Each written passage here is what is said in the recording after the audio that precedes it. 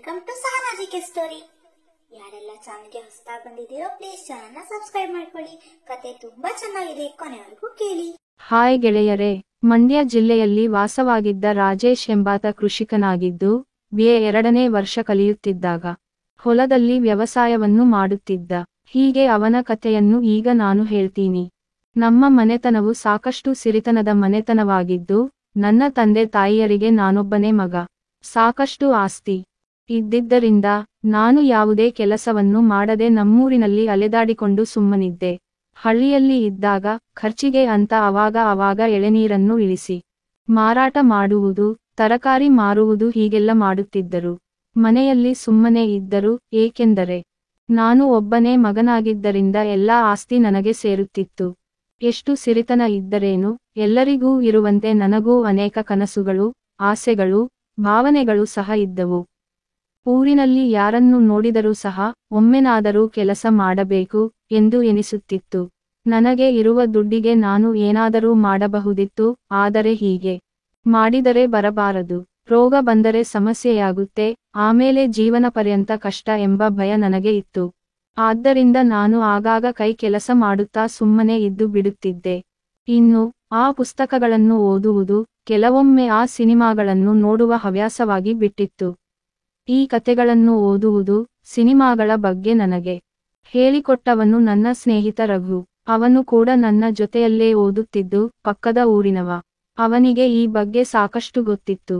ಇನ್ನು ಹೆಚ್ಚಾಗಿ ಹಳ್ಳಿಯ ಹೊಲದ ಕತೆಗಳನ್ನು ಓದುತ್ತಿದ್ದ ನಾನು, ಹೇಗಾದರೂ ಮಾಡಿ ನಾನು ಕೂಡ ಆ ಕೆಲಸ ಮಾಡಬೇಕು ಎಂದು ಕಾಯುತ್ತಿದ್ದೆ.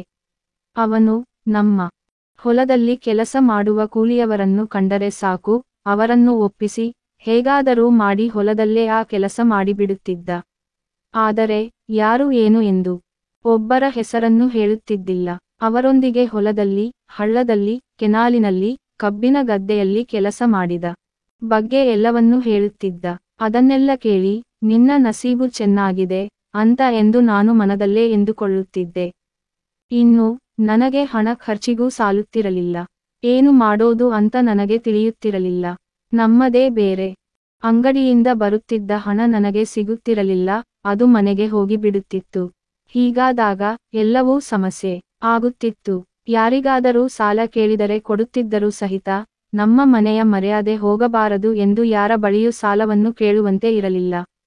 ಈ ಹಣದ ಜೊತೆಗೆ ನಮ್ಮ ಹೊಲ ಊರಿನಿಂದ ದೂರ ಇದ್ದ ಕಾರಣ ಗಾಡಿಯಲ್ಲಿಯೇ ಕೂಲಿಯವರನ್ನು ಕರೆದು ತರುತ್ತಿದ್ದೆವು.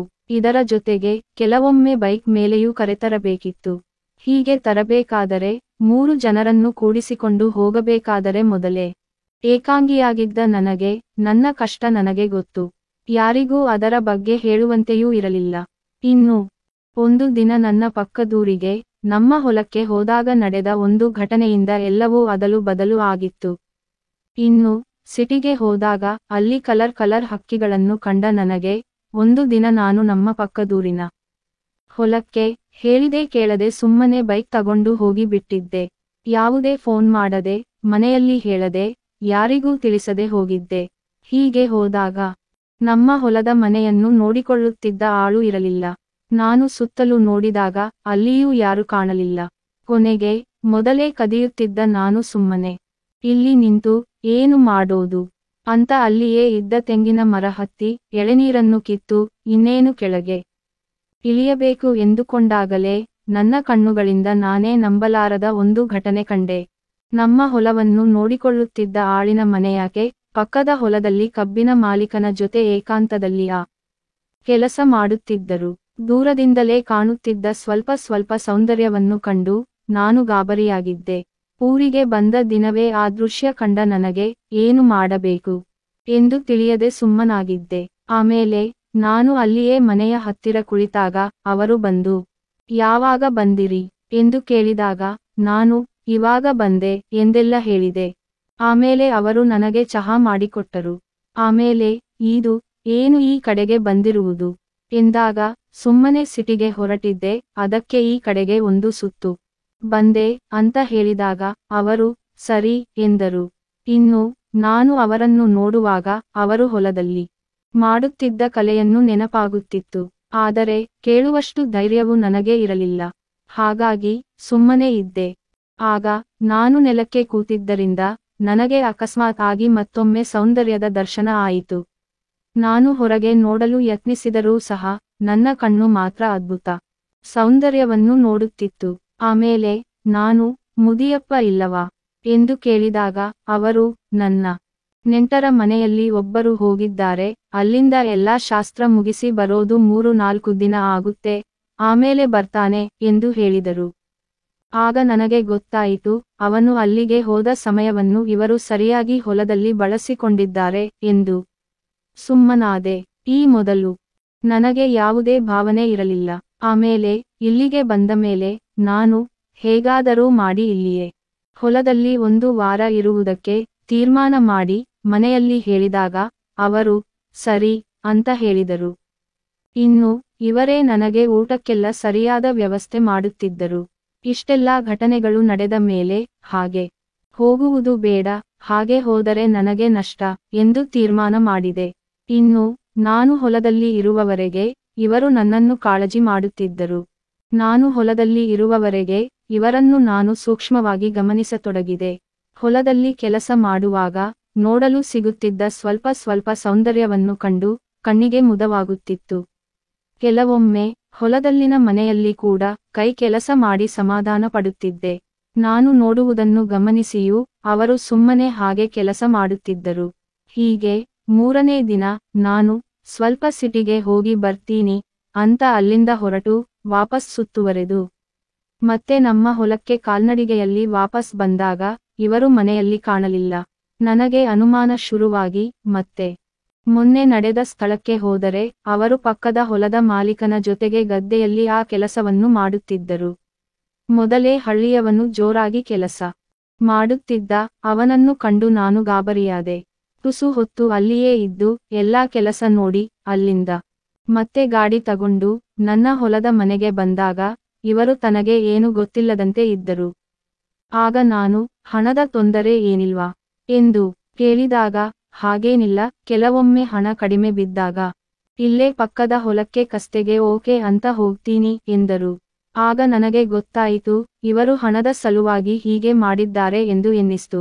ಆಮೇಲೆ ನಾನು, ಹಾಗಿದ್ರೆ ಇವಾಗ ನಾವು ಕೊಡ್ತಾ ಇರೋ ಪಗಾರ ಸಾಲುತ್ತಿಲ್ವಾ ಎಂದು ಕೇಳಿದಾಗ, ಹಾಗೇನಿಲ್ಲ, ಸಾಲುತ್ತೆ, ಸುಮ್ಮನೆ ಮನೆಯಲ್ಲಿ ಯಾಕೆ ಖಾಲಿ ಕೂರುವುದು ಅಂತ ಹೋಗ್ತೀನಿ ಎಂದರು. ಕೊನೆಗೆ ಅವರ ಜೊತೆ ಅದು ಇದು ಬೇರೆಯದು ಎಲ್ಲ ಮಾತಾಡಿ ಅವರನ್ನು ನೋಡುವಾಗ ಅವರು, ಯಾಕೋ ಏನಾಯಿತು, ಯಾವತ್ತೂ ನೋಡದಿರುವ ಹಾಗೆ ನೋಡ್ತಾ ಇದ್ದೀಯಾ ಎಂದು ಕೇಳಿದರು. ಆಗ ನಾನು, ಏನಿಲ್ಲ ಎಂದೆ. ಆಗ ಅವರು, ನೀನು ಇವಾಗ ಮೊದಲಿನ ಹಾಗೆ ಇಲ್ಲ, ನಿನ್ನ ಕಣ್ಣು ಬೇರೆ ಕಡೆಗೆ ಹೋಗ್ತಾವೆ ಎಂದು ಹೇಳಿದರು. ನಾನು, ಇಲ್ಲ, ಆ ಥರ ಏನು ಎಂದಾಗ ಅವರು, ನೋಡು, ನೀನು ಚಿಕ್ಕವನಿದ್ದಾಗಿನಿಂದ ನಾನು ನಿನ್ನದು ನೋಡ್ತಿದ್ದೇನೆ ಎಂದು ಹೇಳಿಬಿಟ್ಟರು. ಆಗ ನಾನು, ಬೇಡ, ಹಾಗೆ ಮಾತಾಡಬೇಡಿ, ಇಲ್ಲ ಅಂದರೆ ಸಮಸ್ಯೆ ಆಗುತ್ತೆ ಎಂದೆ. ಅವರು, ಏನಾಗುತ್ತೆ ಎಂದು ಕೇಳಿದಾಗ ನಾನು, ಒಂದು ಕತೆ ಹೇಳ್ತೀನಿ ಅಂತ ಹೇಳಿ ನಾನು ನೋಡಿದ್ದನ್ನು ಹೇಳಿದಾಗ ಅವರಿಗೆ ಸಿಟ್ಟು ಬಂದು, ಏನೇನೋ ಹೇಳಿದರೆ ನಾನು ಹೆದರುತ್ತೇನೆ ಅಂತ ತಿಳ್ಕೊಂಡಿದ್ದೀಯಾ, ಹೇಗೆ ಅಂತ ಕೇಳಿದರು.